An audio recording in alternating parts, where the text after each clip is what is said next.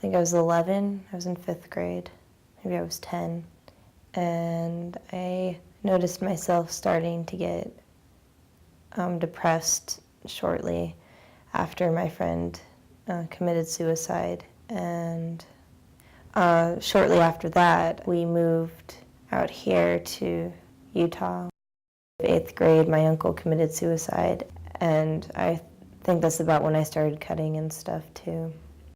January, I had another friend commit suicide, and it just sort of felt like everyone around me was just gonna die. And I started, I was more, I guess, introduced to this idea that if I'm sick of life, I can just end it, and it's as easy as that. I really started cutting and drinking, taking pills, whatever I could get my hands on, basically. It took my parents a while to agree to let me see a therapist. I guess I was being driven to primary children's where I stayed first. And I didn't realize it was going to be serious because the therapist told me that I was going to be evaluated. So I thought I would just be there for a couple hours, have a longer therapy session.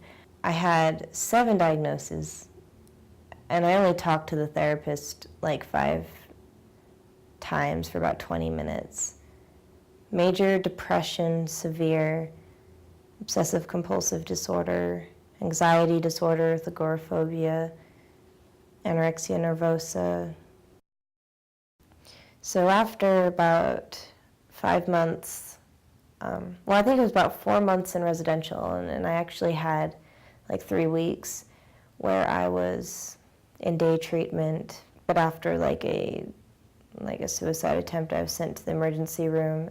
My therapist told me that he finished filling out the forms for the state hospital and that he was going to send them in. The state hospital is where you go when you're given up on. They sent me there because they couldn't help me anymore. And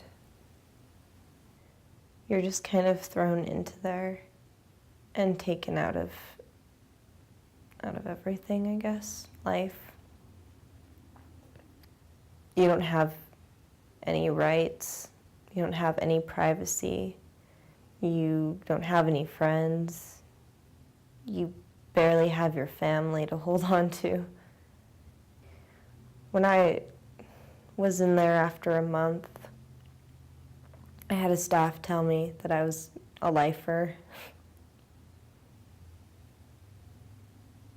And I really believed him, I guess.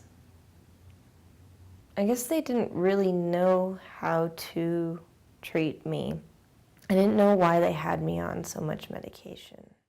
Geodon, Effexor, Zyprexa, Seroquel, Trazodone. Gained about 60 to 70 pounds in 2 months. I was just totally sedated. I had almost no short-term memory. Because of the medication, I felt really crippled. November of 2003, I was released from the state hospital. They didn't know how to treat borderline personality disorder. They decided to send me to Wasatch Canyons. One of the greatest feelings was signing a release form. When you're there, you really are crazy. And when you sign the release form, it's like signing away your craziness. They took me off some medications really quickly. I started doing more therapy. They mostly had to work on helping me get back into a public school setting and help me with whatever side after effects of the state hospital I was having. They had us do family therapy once a week, and it really helped to be able to bring up important issues with my family that I haven't been able to before. Being angry and depressed and cutting and everything, I thought it was normal.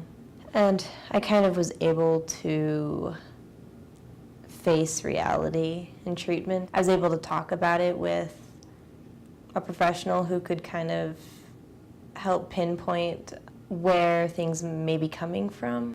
You know, I realized that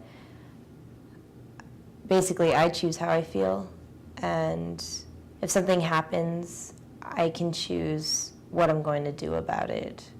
Some things I kind of did on my own would be really get into art.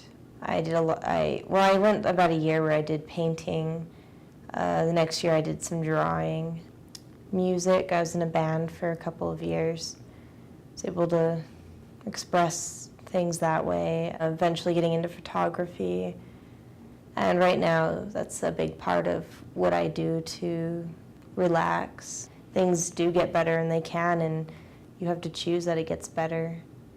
And I think that's one thing that I really want to teach people, is that it's almost completely up to you if you're going to get better or not. June of 2004, I made the decision to stay out of treatment forever.